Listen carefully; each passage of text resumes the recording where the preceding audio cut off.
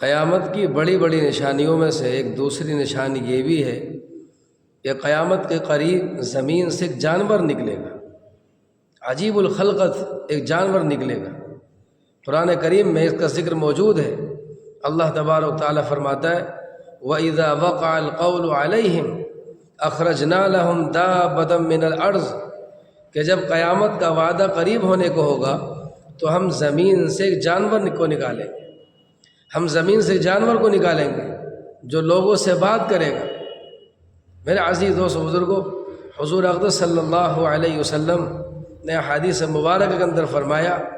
کہ یہ دابۃ الارض، زمین کا یہ جانور مکۃ المکرمہ میں کوہ صفا سے اٹھے گا، کوہ صفا سے نکلے گا اور اپنے سر سے مٹی جھاڑتا ہوا مسجد حرام میں حجر اسود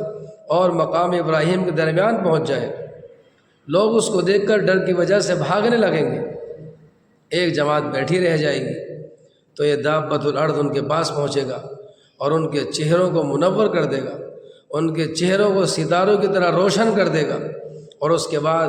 پھر وہ زمین کی طرف نکلے گا، ہر کافر کے پاس پہنچ کر رہے گا۔ کوئی مومن یا کوئی کافر اس سے بچ نہیں سکے گا،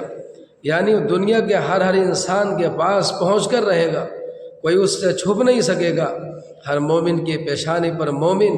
اور ہر کافر کی پیشانی پر کافر لکھ دے گا، اور اس کی وجہ یہ ہوگی کہ جو عام کلمہ کو مسلمان ہوں گے اس وقت کے اعتبار سے ان کے لیے یہ توجہ دلانی اور یہ متنبہ کرنا مقصود ہوگا کہ تم اپنے گناہوں سے توبہ طائب ہو کر صحیح معنی میں اللہ کی جانب رجوع کر لو، اس سے استغفار کر لو، اس کی جانب جھک جاؤ۔ اور جو کفار و منافقین اور مشرکین ہیں ان کے لیے اس کے اندر یہ پیغام ہوگا کہ تم اپنے تمام معبودان باطلہ کو چھوڑ کر صرف ایک خدا وحدہ لا شریک لہ کا کلمہ پڑھ کر صحیح معنی میں